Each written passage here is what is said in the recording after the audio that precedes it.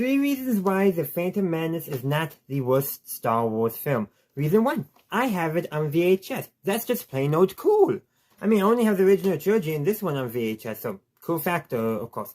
Reason number 2, Duel of the Fates, come on. It's one of the best lightsaber duels with musical coming in all the films. I mean, seriously, the music is great. The Duel of the Fates is just an amazing sequence. Sets the tone for the prequel trilogy. Not to mention also the fate of Anakin. And reason number 3, it's not Attack of the Clones. Thanks for dropping in. As always, have a good day, a good night, wherever you are. May the Force be with you, always. 3 reasons why Attack of the Clones is not the worst Star Wars film. Reason 1, the clone army is introduced on Geonosis, especially the Geonosians. I mean, it's just a grand entry. It's presented as very heroic. And knowing what's to come, it takes on a different light, but it's so great. Reason number 2, Obi-Wan Kenobi. I mean, Ewan McGregor is just great in nearly every scene they put him in. It's just great. And reason number 3, well, it's not The Phantom Menace. What did you think it was going to be? Yoda fighting Count Dooku, which, by the way, despite some CGI issues, was pretty awesome. Anyhow, thank you for dropping in, and as always, have a good day, a good night, wherever you are. May the Force be with you, always. 3 reasons why Revenge of the Sith is not the worst Star Wars film. Reason 1, the tragedy of Order 66. There's no doubt about that. It's such a beautiful shot scene. The music is emotional, overwhelming even. It's tragic, it's sad, but it's so well done. Reason number 2, Bad as a Hero. Same reason. Very tragic scene. Anakin, or should I say Darth Vader at this point, and Obi-Wan Kenobi are fighting. 2 brothers, friends, and all that. They'll form a master apprentice, fighting each other. I'm sure some of the scenes may be a bit over the top, but the emotion behind it, the emotion conveyed in the music, oh, it's so good.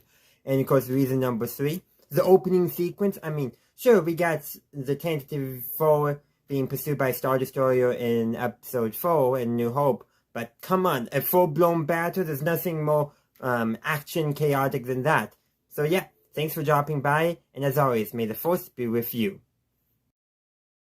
3 reasons why Star Wars A New Hope is not the worst Star Wars film. Reason number 1, well, it's the film that started it all. Can't have Star Wars without A New Hope.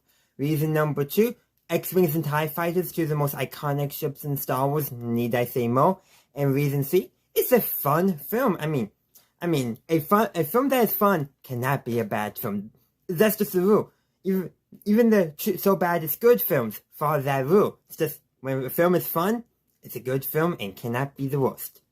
Thanks for dropping by, and as always, have a day, a good night, wherever you are. May the Force be with you, always. 3 reasons why The Empire Strikes Back is not the worst Star Wars film. Reason 1, not only is it a sequel, but it's a sequel that took a different tone from the original. I mean, just by taking a different tone, it showed that the franchise could continue without relying on the same formula every single time. Reason 2, need I say more? Yoda, played by puppeteer Frank Oz, is just amazing. I mean, not only, he's just comical, but also serious, but also comical, but also serious. Just the right balance of both. Excellent. And reason number 3, well, Anakin, or should I say Darth Vader, finally meets his son and they face off in an epic lightsaber duel. And Luke is confronted with the harsh truth that Darth Vader is his father. Sorry, I hope I didn't spoil it for you. Anyhow, thanks for dropping by, and as always, have a good day, a good night, wherever you are. May the Force be with you, always. 3 reasons why Return of the Jedi is not the worst Star Wars film. Reason 1, the hubris of the Emperor and by extension the Empire is what leads to their downfall. So convinced of their own ability to succeed, that lures them into a false sense of security. Reason number 2, the Ewoks. I mean, sure, it's a bit silly, but that's the point. It's a direct allegory for the Vietnam War. The Ewoks, cute little natives, sure, but they're actually really ferocious teddy bears that will eat stormtroopers. I wonder what happened to those bodies that other stormtroopers they were drumming on in the party scene. Think about that, if you will. They're scarier than you would think. And reason number 3, the redemption of Darth Vader, or should I say Anakin Skywalker. Luke redeems his father, brings him back to the light, and, well, ends up destroying the Empire. So perfect, so great.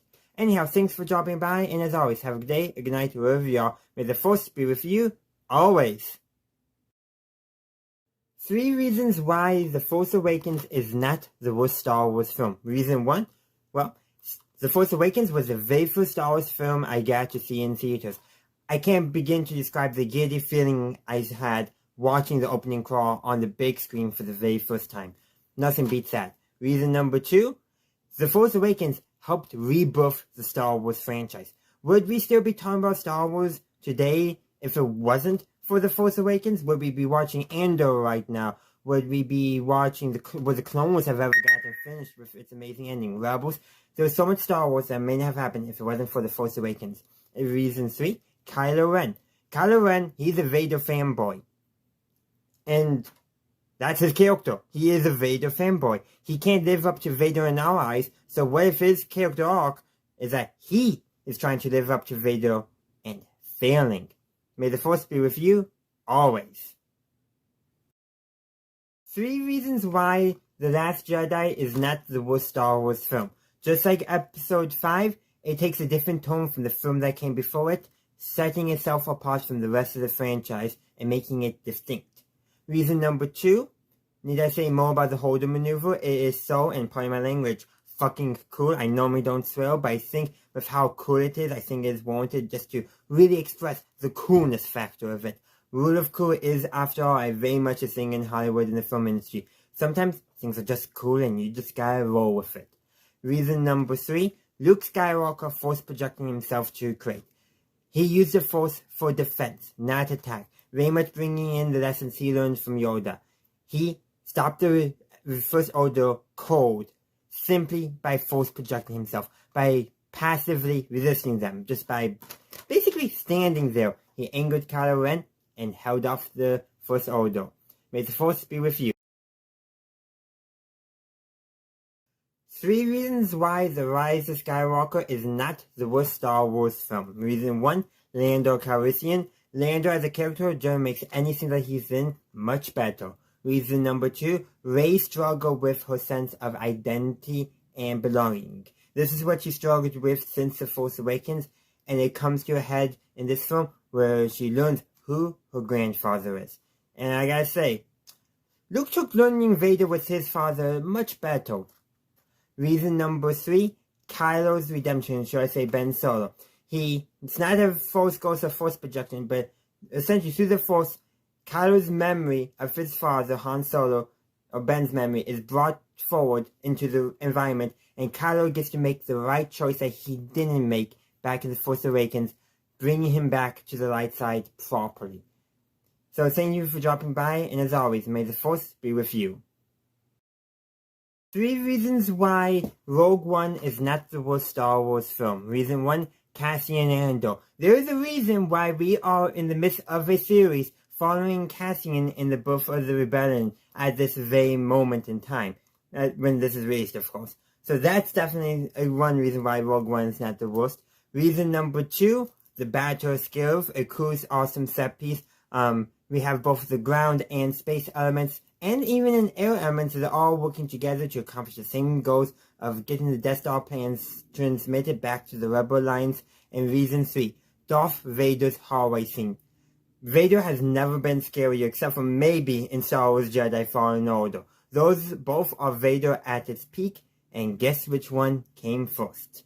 So thank you for dropping by, and as always, have a good day, a good night, wherever you are. May the Force be with you, always. 3 reasons why Solo is not the worst Star Wars film. Reason 1, Lando Calrissian. Like I said with The Rise of Skywalker, Lando makes everything better. Reason 2, Han meeting Chewbacca. I mean, that is just an amazing and great scene. There's really no other way to describe it. It's just an amazing scene. 2 lifelong friends meeting for the first time. And reason 3, well, we finally get to see Kessel. Kessel was mentioned all the way back in A New Hope, and C-3PO was worried about being sent to the spice mines of Kessel. Well, we finally get to see Kessel, and it's understandable why C-3PO did not want to get sent there. So thank you for dropping by, and as always, have a good day, a good night, wherever you are. May the Force be with you, always.